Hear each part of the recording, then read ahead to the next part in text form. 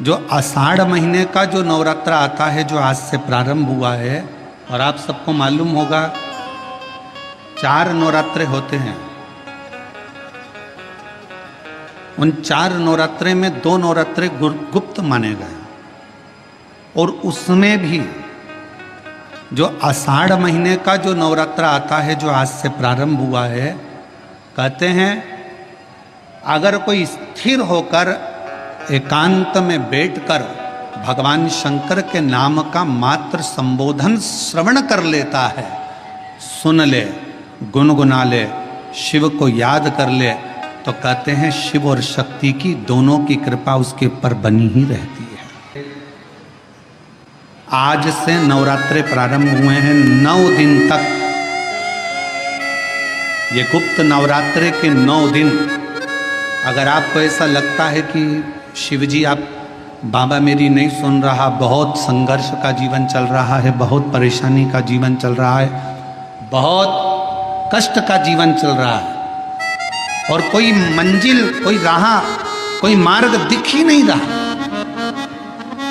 तुम्हारा कैसा भी दुख है, इससे 9 दिन तक का एक नियम ले लो गुप्त नवरात्रे में कि मुझे शिवजी के मंदिर में अशोक सुंदरी वाली जगह पर एक बेलपत्र माँ हेमवती माता के नाम से, कौन सी माता? हेमवती, माँ हेमवती के नाम से एक बेलपत्र अशोक सुंदरी वाली जगह पर समर्पित करूंगी। 9 दिन का एक नियम धारण करो, और 12वें या 15वें दिन आप देखिए आपका जो दुख है मेरा बाबा उसको काट कर ही रहे।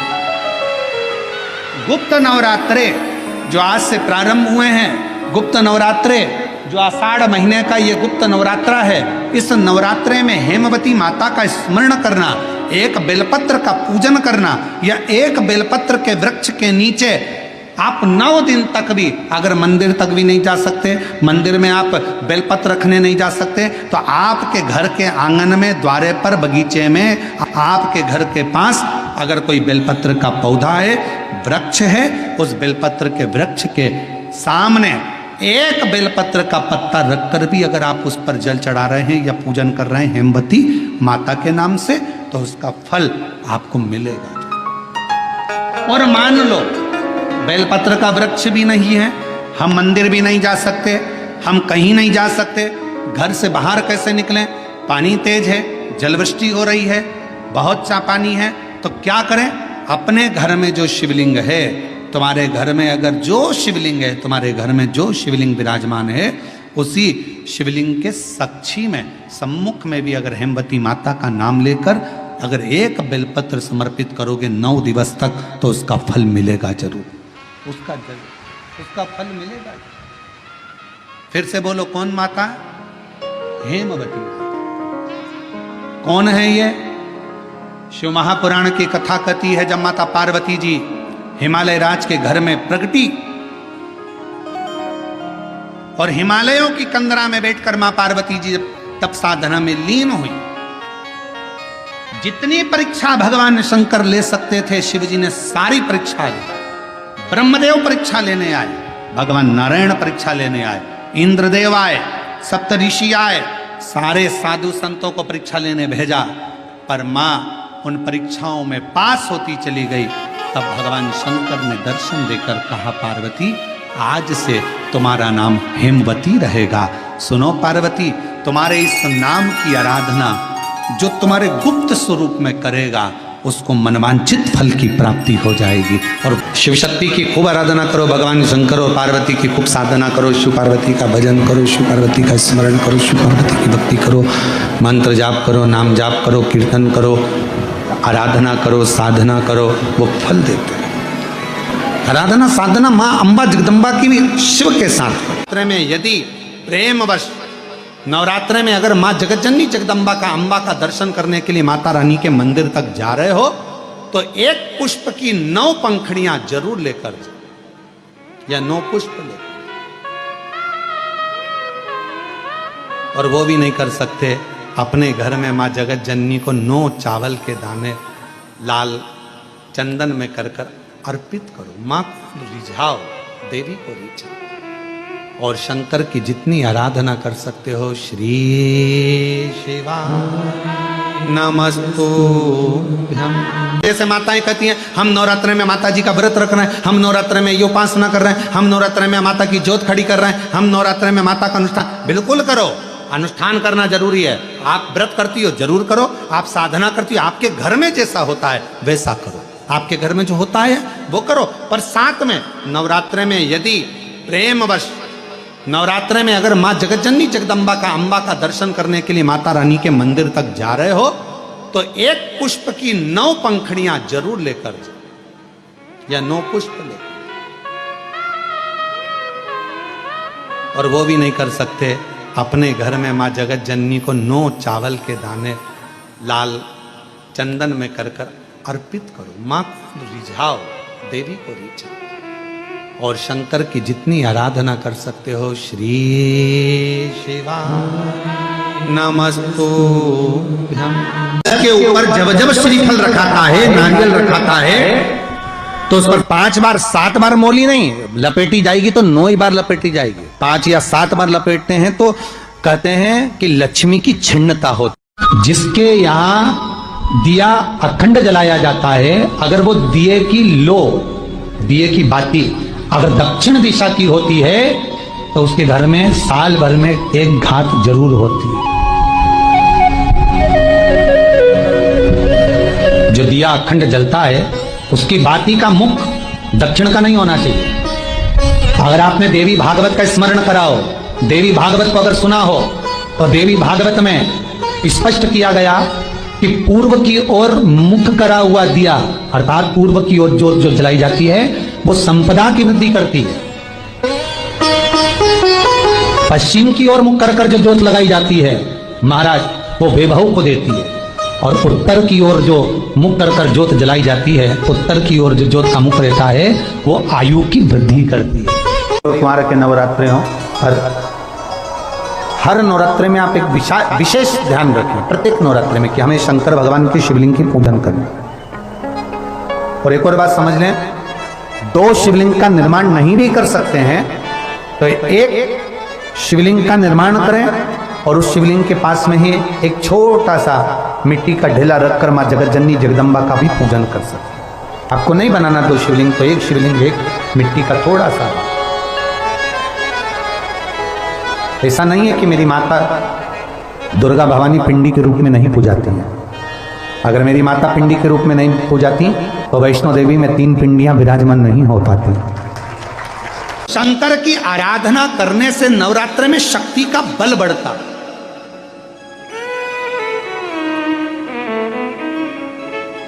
शक्ति का बल क्यों गुरुजी नवरात्र में शंकर जी की आराधना क्यों करना चाहिए? हमने कहा अगर माता रानी से जो मांगना है तुम्हें, अगर तुमने नवरात्रे में शिव जी की आराधना करिए, शंकर की कथा सुनिए, शंकर की आराधना करिए, शिव स्तुति करिए, शंकर को 1 लोटा जल चढ़ाया, माँ आद्य शक्ति तुम्हारे पर कृपा करेगी। क्यों? क्योंकि जिस स्थान पर शिवलिंग रखा होता है और जो हस्त कमल है वो माँ पार्वती जगत जननी दुर्गा भवानी है। जब हम जल चढ़ाते हैं माँ आद्य शक्ति अम्बा जगदम्बा 64 योगिनियों पर वो जल चढ़ जाता है और जगत जननी नवरात्र में प्रसन्न हो जाती है। वो जल की इतनी महत्वता है। आद्य शक्ति को प्रसन्न करना है, नवरात्र में शिव जी को जल चढ़ा।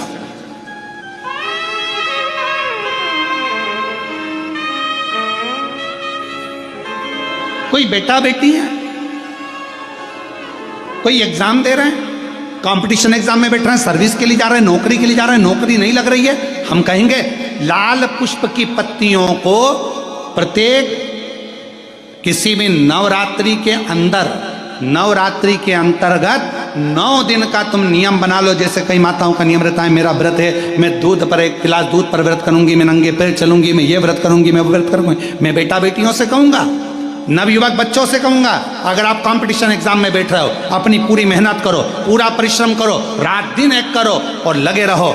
और 9 दिन तक नवरात्रि में 9 लाल फूल की 9 पंखड़ियां या 9 कोई भी चावल लाल कलर में कर कुंकू में कर अगर माँ जगत जननी के मंदिर में नहीं जा सकते, माँ भीड़ रहे, तो शिवलिंग शिवलिंग की जो जलाधारी है, जहां पानी गोल घूमता है, इस जलाधारी पर कहीं पर भी नवरात्रे में 9 दिन तक या तो लाल फूल की पंखड़ी 9 या 9 चावल के दाने लाल कलर कर कुंकुम में, लाल चंदन में उस स्थान पर चढ़ाना प्रारंभ करो। 9 दिन के बाद तुम्हें 15 दिन और निकलेंगे, उसके बाद तुम्हें खुद लगेगा कि तुम्हारी जॉब, तुम्हारी नौकरी तुम्हारा बाबा ने लगाया है। शक्ति का बल, परिश्रम जरूर करना, मेहनत जरूर करना, रात दिन पढ़ाई एक साथ करना और अपने परिश्रम को नहीं छोड़ना। मेहनत जरूर करो पर साथ में ये प्रयोग भी करो नवरात्रि का। देखो शिव और शक्ति का बल तुम्हें प्रसन्नता देता है कि नहीं देता। शिव शक्ति का बल हमें प्रसन्नता देता है कि नहीं देता।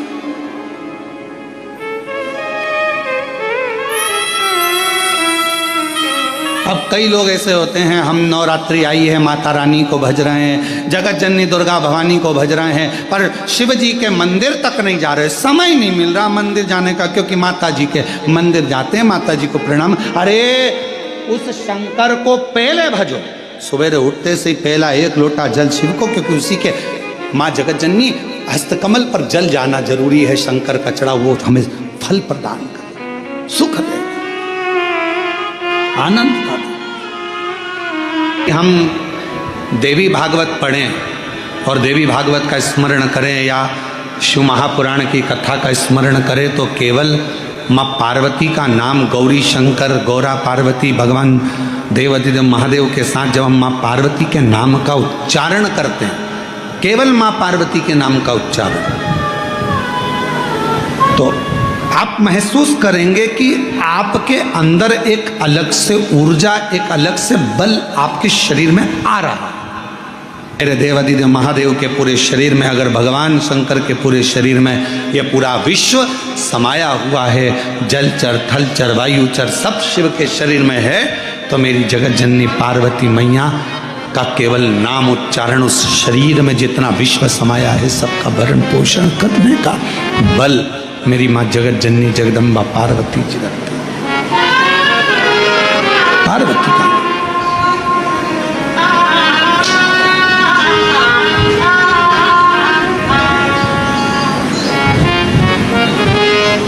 चार नवरात्रे होते हैं। कितने? 4।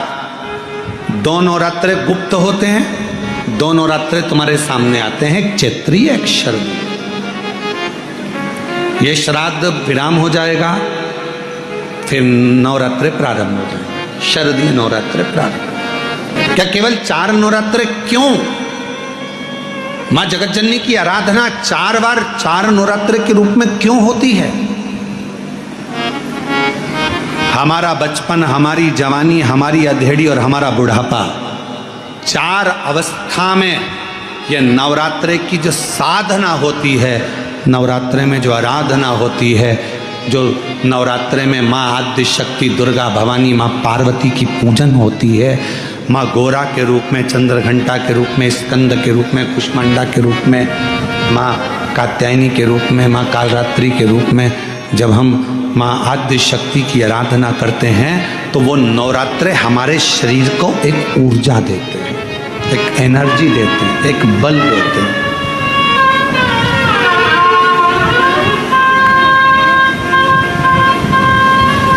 गौरी शंकर कहो, गौरी शंकर कहो, गौरी शंकर बिना उद्धार वर प्रदान है। आम के पल्लव में शंकर का आशीर्वाद। 11 आम के जो पत्ते जिस डाली में लगे होते हैं, वो डाली कोमल सी डाली, 11 टुकड़े महाराज एक कच्चे सूत से लपेटकर 11 बार उसका भाग, जब उसको लपेट लोगे इस तरह से इकट्ठा करके, आगे का जो भाग है 11 बार कच्चा सूत लपेटने के बाद जो भाग पीछे का आगे का कोई भी हो, उसको शहद में डुबाकर शिव जी को समर्पित कर दो। किस जगह पर रखना है? अशोक सुंदरी वाली जगह। अशोक सुंदरी की जगह जानते हो आप लोग, पहले भी आपको बताया है, आज फिर आपको वर्णन कर दें। जैसे ये गोल जलाधारी है, ये शिवलिंग रखा है। ये दो जहां से पानी बह रहा है बाबा के चरणारविंद, राइट में श्री गणेश जी का स्थान, लेफ्ट में कार्तिकेय का स्थान, बीच में अशोक सुंदरी की जगह। शंकर भगवान की 6 लड़कियां हैं।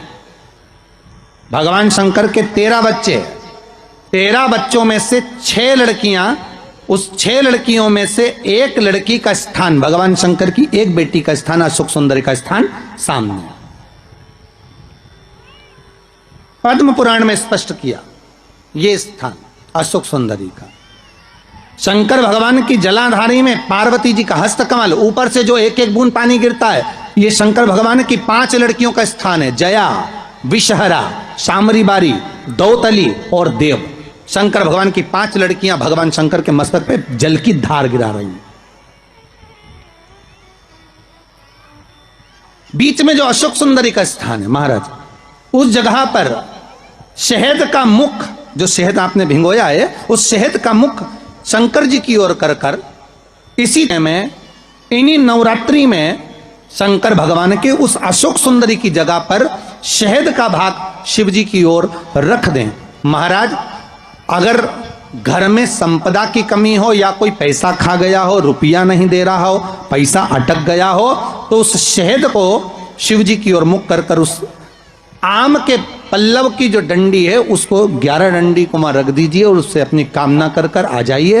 हो सके उस शहद में से थोड़ा सा शहद किसी रुमाल पर, किसी कपड़े में लगाकर उसको रख लीजिए। जिस व्यक्ति से पैसे लेना है, जिस व्यक्ति से पैसे मांग रहे हो, उससे एक बार जाकर मिल लीजिए, एक बार उसको खबर कर दीजिए।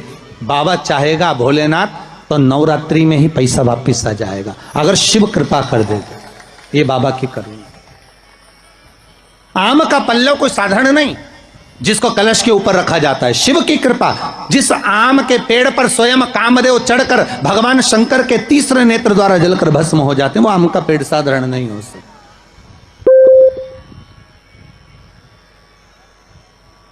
सहज नहीं है।